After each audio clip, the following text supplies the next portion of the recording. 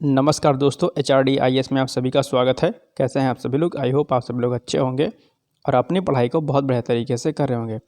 देखिए, जैसा कि आप लोगों से मैंने वादा किया था कि जो आपकी आगामी परीक्षा UPSC, PPCS और RO की है, उसी से संबंधित जो आपके इकोनॉमिक्स के टॉपिक है कुछ महत्वपूर्ण जो फैक्चुअल डेटा हैं उसको मैं करा दूंगा, उसको आप लोग कर लीजिएगा। तो इसी सीरीज़ में आज ही हमारा तीसरा लेक्चर है, आप लोग इसको कर लीजिएगा। और चाहें तो मैं इसकी पीडीएफ आप लोगों को प्रोवाइड करा दूंगा, या फिर आप चाहें तो इसका स्क्रीनशॉट ले सकते हैं, या फिर अपने नोटबुक में इसको नोट कर सकते हैं। चलिए बिना देरी किए हुए आज के सेशन स्टार्ट करते हैं और देखते हैं कौन कौन से महत्वपूर्ण जो फैक्ट हैं जो आपके इकोनॉमिक्स वाले सब्जेक्ट में आपके एग्जाम के लिए इम्पोर्टेंट हैं। चलिए, पहला है कि राष्ट्रीय चावल अनुसंधान संस्थान स्थित है। कहाँ पर स्थित है? कटक में स्थित है। बहुत मोस्ट इंपॉर्टेंट फैक्ट है और अक्सर जो है आपसे परीक्षा में पूछ लेता है, इससे प्रश्न ध्यान रखिएगा। राइट, चलिए। दूसरा, नाबार्ड की स्थापना कब हुई थी? नाबार्ड की स्थापना दरअसल हुई थी 12 जुलाई 1982 यानी कि 1982 को हुई थी इसकी स्थापना नाबार्ड की। और नाबार्ड आपको पता ही होगा कि क्या होता है। हरित क्रांति के जनक कौन है? नॉर्मन बोरलॉग है, ये भी आपको पता ही होगा। और भारत में हरित क्रांति के जनक कौन है? MS स्वामीनाथन है। दोनों ही प्रश्न जो है इंपॉर्टेंट है। भारतीय खाद्य निगम की स्थापना कब हुई थी? वर्ष 1965 में भारतीय खाद्य निगम की क्या हुई थी? स्थापना हुई थी, ध्यान रखिएगा। ठीक। भारत में सीमांत जोत का आकार कितना होता है? 1 हेक्टेयर से कम का होता है। ये प्रश्न भी जो है अक्सर आपसे परीक्षा में पूछ लेता है, सीमांत वाला जोत का आकार। ठीक है, तो 1 हेक्टेयर से कम होता है। भारतीय कृषि अनुसंधान परिषद का मुख्यालय कहाँ पर स्थित है? इसका मुख्यालय जो है नई दिल्ली में स्थित है, ध्यान रखिएगा। दूसरा है, फसलों के लिए न्यूनतम समर्थन मूल्य निर्धारण संबंधी संस्तुति कौन करता है? तो ये करता है कृषि लागत एवं मूल्य आयोग। ये भी जो है मुख्य परीक्षा प्री में जो आपसे पूछ लेता है। अच्छा, एक इसमें चीज़ आप लोग को और तैयार कर लीजिएगा। हाल ही में मैंने करंट अफेयर्स में न्यूनतम समर्थन मूल्य, जिसे हम MSP बोलते हैं, इसका नए तरीके से निर्धारण हुआ है और इस पर मैंने जो है बनाया हुआ है करंट का प्रश्न। उससे एक प्रश्न जरूर पूछेगा कि निम्नलिखित में से किस फसलों का कितना न्यूनतम मूल्य अभी हाल ही में केंद्र सरकार ने निर्धारित किया, तो उसको आप लोग कर लीजिएगा। जो हमने अगस्त से लेकर के जो अक्टूबर तक की जो PDF भेजी थी, उसी में प्रॉपर तरीके से मैंने इसको इमेज के माध्यम से आपको समझाया है, देख लीजिएगा उसको। ठीक है, चलिए। नेक्स्ट पॉइंट है, गन्ने के लिए उचित एवं लाभकारी कीमत अनुमोदित करती है कौन? आर्थिक मामलों की मंत्रिमंडलीय समिति करती है। नेक्स्ट है पॉइंट, भारत में प्रथम कृषि विश्वविद्यालय स्थापित हुआ कहाँ पर? पंतनगर, उत्तराखंड में। आपको पता ही होगा, बहुत बड़ा विश्वविद्यालय है कृषि स्तर पर। ठीक है, और आपको पता कि जो है लेक्चरशिप का एक एग्ज़ाम भी कराता है, जिसे हम बोलते हैं ICAR। क्या बोलते हैं? ICAR, Indian council of agriculture research. ये दरअसल नेट का एग्ज़ाम होता है। जो बच्चे एग्रीकल्चर से रिलेटेड होते हैं वो लोग इस परीक्षा को, यानी कि ICAR नेट का एग्ज़ाम पास करके जो है असिस्टेंट प्रोफेसर बन सकते हैं। और आपको पता ही होगा कि जो नेट होता है वो कई प्रकार का होता है। तो एक तो होता है एग्रीकल्चर वालों के लिए ICAR होता है, Indian council of agriculture research. और दूसरा होता है आप लोग के लिए UGC net, university grant commission, UGC net मानवीय विषयों के लिए होता है, आपको पता ही होगा। और एक होता है CSIR, council of industrial research. ठीक, तो ये होता है दरअसल साइंस बैकग्राउंड वालों के लिए। तो ये कुछ टाइप के नेट के एग्जाम होते हैं। अगर आप लोग PG होंगे तो आप लोग इस एग्ज़ाम को दे सकते हैं। चलिए, तो ये हो गया कुछ इंपॉर्टेंट पॉइंट। इसके अलावा एक पॉइंट इसमें और दिया हुआ है, भारतीय चारागाह एवं चारा अनुसंधान संस्थान कहाँ पर स्थित है? इसका तो राइट आंसर हो जाएगा झांसी में। चलिए, प्रमुख बोर्ड। ठीक, इससे भी जो है कुछ क्वेश्चन फंस जाते हैं आपके एग्जाम में कि प्रमुख बोर्ड केंद्र एवं उनके प्रधान कार्यालय की स्थिति अक्सर आपसे पूछता है, जरा ध्यान से देखिएगा। तो भारतीय कॉफ़ी बोर्ड कहाँ पर है? बेंगलुरु, कर्नाटक में है। भारतीय रबर बोर्ड कहाँ पर है? कोट्टयम, केरल में है। भारतीय चाय बोर्ड कहाँ पर है? कोलकाता, पश्चिम बंगाल। भारतीय तंबाकू बोर्ड गुंटूर, आंध्र प्रदेश। भारतीय मसाले बोर्ड कोच्चि, केरल। भारतीय अंगूर प्रसंस्करण बोर्ड, राष्ट्रीय अंगूर अनुसंधान केंद्र, पुणे, महाराष्ट्र में। राष्ट्रीय जूट बोर्ड कहाँ पर है? कोलकाता, पश्चिम बंगाल में। और राष्ट्रीय मत्स्य विकास बोर्ड कहाँ पर है? हैदराबाद, तेलंगाना में। ठीक, तो ये कुछ इंपॉर्टेंट जो है आपके बोर्ड थे, और मैप का माध्यम से भी जो है आप लोग इसको यहाँ पर देख सकते हैं कि कहाँ कहाँ पर कौन कौन से स्थान जो है बोर्ड यहाँ पर दिए गए हैं। ठीक है ना, चलिए आगे बढ़ते हैं। अब एक टॉपिक है दरअसल आपका कर। तो ये कर जो टैक्स का जो टॉपिक है, ये दरअसल आपका मुख्य परीक्षा और प्री, यानी कि प्रारंभिक और मुख्य परीक्षा दोनों के लिए इंपॉर्टेंट होता है। तो कर की अगर बात की जाए तो कर क्या है कि सरकार को दिया जाने वाला एक अनिवार्य भुगतान है, जिसके बदले में सरकार किसी प्रतिपूर्ति का वादा नहीं करती है। ठीक, ध्यान रखिएगा। तो कर को 2 भागों में बांटा जाता है, आपको पता ही होगा, डायरेक्ट टैक्सेस और इनडायरेक्ट टैक्सेस, यानी कि प्रत्यक्ष कर और अप्रत्यक्ष कर। इंपॉर्टेंट है, ध्यान रखिएगा।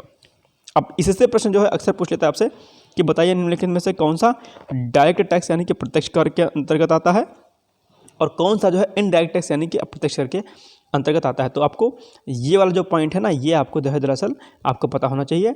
और अप्रत्यक्ष करों के अंतर्गत जो है आपको क्या पता होना चाहिए, अप्रत्यक्ष करों के अंतर्गत आपको ये वाला पॉइंट जो है आपको प्रिपेयर होना चाहिए आपको, ठीक है, आपको अच्छे तरीके से। चलिए, तो प्रत्यक्ष करों में क्या होता है, करापात एवं कराघात दोनों एक ही व्यक्ति पर जो है अधिभूत होता है या उसे ही देना पड़ता है। उदाहरण के लिए प्रत्यक्ष करों में आयकर आपका आएगा, निगम कर आएगा आपका, संपत्ति कर आएगा आपका, पूंजीगत लाभ कर आएगा, प्रतिभूत लेन देन कर आएगा। ध्यान रखिएगा, यहीं से प्रश्न जो है पूछ लेता है। अप्रत्यक्ष करों की बात करें यानी कि इनडायरेक्ट टैक्स की बात करें तो इसमें वस्तु एवं सेवा कर यानी कि जीएसटी, उत्पाद कर, सीमा शुल्क, मनोरंजन कर, बिक्री कर आदि आते हैं। ध्यान रखिएगा, ठीक। चलिए, अच्छा, जीएसटी जो है आपको पता ही होगा कि जीएसटी जो है संबंधित अधिनियम कौन सा है, 101वां संविधान संशोधन अधिनियम 2016। यही प्रश्न सीधे पूछ लेता है ना, कि 101वां संविधान संशोधन अधिनियम 2016 निम्नलिखित में से किससे संबंधित है, आपको तुरंत जो है बता रहा हूँ जीएसटी से। और 1 जुलाई 2017 से जो है यह लागू हुआ था। ध्यान रखिएगा, ठीक। तो इसको डिटेल्स में आप लोग एक बार देख लीजिएगा। कुल सदस्य 33 होते हैं। अध्यक्ष इसका कौन होता है, केंद्रीय वित्त मंत्री होता है। ये भी एक बार प्रश्न पूछा गया है कि इसका अध्यक्ष कौन होता है, केंद्रीय वित्त मंत्री होते हैं, ठीक। तो अब स्लैब की दरें इसमें दी गई हैं, 5, 12, 18, 28% होती हैं। ये सब आप लोग देख लीजिएगा क्योंकि जीएसटी पुराना हो गया है। और सबसे बड़ी बात है, ये भी प्रश्न पूछ लेता है कि जीएसटी किस प्रकार का कर है, तो जीएसटी जो है दरअसल अप्रत्यक्ष कर है। तो इसमें 2-3 प्रश्न बनेंगे। एक, अप्रत्यक्ष ये कौन सा कर है, अप्रत्यक्ष कर है। संशोधन कौन सा है, 101वां संविधान संशोधन अधिनियम 2016 कब से लागू हुआ, 1 जुलाई 2017 से लागू हुआ। ये पॉइंट भी आपको ध्यान रखना है। और कुल सदस्य कितने होते हैं, 33 होते हैं। अध्यक्ष कौन होता है, केंद्रीय वित्त मंत्री होता है। ध्यान रखिएगा, ठीक। चलिए, अब बात करते हैं हम लोग थोड़ा सा वित्त आयोग के बारे में, अनुच्छेद 280 के बारे में। 280 में जो है इससे संबंधित जो है प्रावधान इसमें दिए गए हैं और बहुत इंपॉर्टेंट है। दरअसल पॉलिटी का टॉपिक है, लेकिन आप लोग को इसको पता होना चाहिए कि दरअसल क्या होता है। तो थोड़ा सा आज बार देख लेते हैं जरा इसको फटाफट, कि भारत के राष्ट्रपति को यह सिफारिश करना कि संघ एवं राज्यों के बीच करों की शुद्ध प्राप्तियों को कैसे वितरित किया जाए एवं राज्यों के बीच ऐसे आगमों का आवंटन हो। यानी कि जाहिर सी बात है भाई, टैक्स है तो टैक्स किसी एक का तो होता नहीं है, राज्य और केंद्र स्तर दोनों पर बांटा जाना चाहिए टैक्स। और कितनी प्राप्तियां उस टैक्स से होती हैं, तो इनको लेकर के कोई भी उहापोह की स्थिति ना रहे, इसीलिए वित्त आयोग यानी कि फाइनेंस कमीशन का जो है प्रावधान किया गया है। अनुच्छेद 275 के तहत संचित निधि में, ठीक, राज्यों को अनुदान / सहायता दिया जाना चाहिए। राज्य वित्त आयोग द्वारा की गई सिफारिशों के आधार पर पंचायतों एवं नगर पालिकाओं के लिए संसाधनों की आपूर्ति हेतु राज्य की संचित निधि में संवर्धन के लिए आवश्यक सुधारों की सिफारिश करना। राष्ट्रपति द्वारा प्रदत्त अन्य कोई विशिष्ट निर्देश जो देश के सुदृढ़ हित में हो, ठीक, वित्त के हित में हो। ध्यान रखिएगा। तो ये कुछ कार्य हैं इसको आपको पता होना चाहिए। सामान्य परिचय की अगर बात करें तो भारतीय संविधान के अनुच्छेद 280 और 281 में क्या है, इसका उल्लेख है। ध्यान रखिएगा, ठीक है। सिफारिशें इसकी क्या होती हैं, केवल सलाहकारी प्रवृत्ति की होती हैं। ध्यान रखिएगा। तो ये, और गठन कौन करता है, राष्ट्रपति द्वारा किया जाता है। स्थापना कब की गई थी इसके, 22 नवंबर 1951 यानी कि 1951 में की गई थी। गठन राष्ट्रपति द्वारा प्रत्येक 5 वर्ष पर। संसद को आयोग के सदस्यों की योग्यता और चयन की विधि के निर्धारण का अधिकार है। ध्यान रखिएगा, ठीक। तो ये कुछ चीज़ें हैं। 4 सदस्य अन्य होते हैं इसमें, 2 पूर्णकालिक सदस्य होते हैं और 2 अंशकालिक सदस्य होते हैं। ये भी ध्यान रखिएगा, ठीक है ना। तो ये प्रश्न आपको पता होना चाहिए। 15वां वित्त आयोग के जो अध्यक्ष थे, मोस्ट इंपॉर्टेंट है, ये भी जो आपसे पूछ लेता है। और 16वें वित्त आयोग के बारे में मैंने करंट में क्वेश्चन बनाया है, प्रश्न बनाया है परसों वाले करंट अफेयर्स में या फिर उसके एक दिन पहले वाले में। आप लोग इसको 16वें वित्त आयोग के बारे में एक बार ज़रा डिटेल्स में पढ़ लीजिएगा, करंट का टॉपिक है ये और प्रश्न इससे से बनते हैं, राइट। ध्यान रखिएगा। चलिए, तो 15वें वित्त आयोग कार्यकाल वर्ष की अगर बात करें तो 2020-21 एवं 2021-22 से 2025-26 तक का था। एन.के. सिंह इसके अध्यक्ष थे। सदस्य कौन कौन से अन्य, अजय नारायण झा, डॉक्टर अनूप सिंह, डॉक्टर अशोक लाहिड़ी और डॉक्टर रमेश चंद्र। ध्यान रखिएगा, ठीक है ना। तो ये कुछ चीज़ें हैं जो इम्पॉर्टेंट हैं, आपको देख लेनी चाहिए। अक्सर जो है आपसे प्रश्न पूछ सकता है यहाँ से। चलिए, 15वें वित्त आयोग के अनुसार केंद्र द्वारा हस्तांतरित करों में से सर्वाधिक आवंटन वाले 5 राज्य कौन कौन से हैं। पहले नंबर पर है उत्तर प्रदेश 17.939% के साथ, जबकि दूसरे नंबर पर कौन है 10.058% की तरफ से, कि जो प्रतिशतता किसकी है, बिहार की है। तीसरे नंबर पर मध्य प्रदेश है 7.850, 4 नंबर पे कौन है, 7.5230% के साथ पश्चिम बंगाल है। और 5वें नंबर पे कौन है, आपका महाराष्ट्र है, यानी कि 6.31% के अनुसार।